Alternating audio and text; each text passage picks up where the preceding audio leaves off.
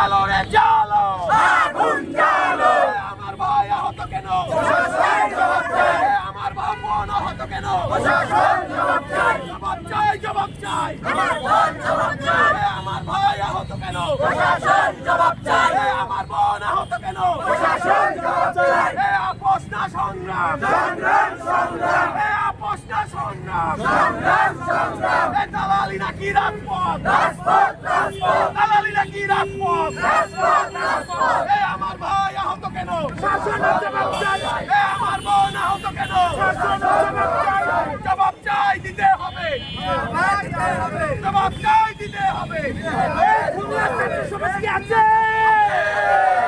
আমরা কি হারিয়ে গেছি আমার ভাই আহত কেন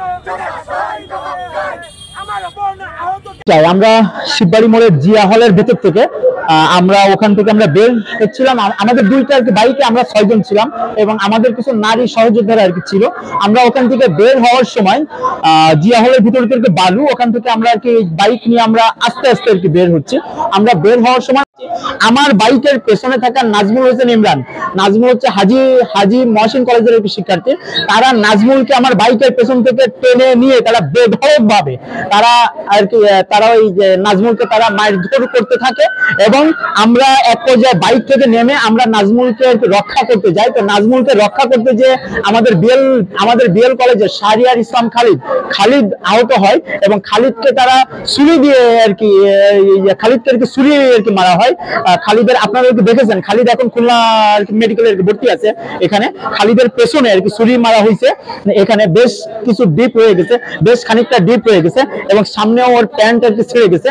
আমাদের খালিদ গুরুতরভাবে আহত হয় এবং আমাদের খালিদ সহ যারাই নাজমুলকে সেভ করতে যায় তারাই আর কি গুরুতরভাবে তাদের উপরেই আর কি আক্রমণ করা হয় এবং তারা আর কি গুরুতরভাবে আহত হয় এবং এক পর্যায়ে তারা আমার উপরেও চড়াও হয়। তো আমার উপরে তারা যখন চড়াও হয় তখন আমাদের নারী সহযোদ্ধারাও এগিয়ে আসে এবং তারা নির্লজ্জভাবে পৈশাচিকভাবে তারা আমাদের নারী সহযোদ্ধাদের উপরে ঝাঁপিয়ে পড়ে, আমাদের নারী সহযোদ্ধাদের শ্লীলতাহানির চেষ্টা করা হয় এবং আমাদের দুইজন নারী সহযোদ্ধা মৌ আপনাদেরকে এই যে পাইনিয়ার কলেজের দিয়া এবং আমাদের সিটি কলেজের সাদিয়া এবং এই দুইজনের গুরুতর আহত। এই দুইজনের অবস্থা আশঙ্কাজনক। এই দুইজন এখন আমাদের খুলনা মেডিকেলে ভর্তি আছে। এই দুইজন সহ আমাদের মোট 5 জন নারী সহযোদ্ধা আহত হয় এবং 4 জন ছেলে সহযোদ্ধাকে আহত হয় এবং এখন তারা সবাই খুলনা মেডিকেলে ভর্তি আছে।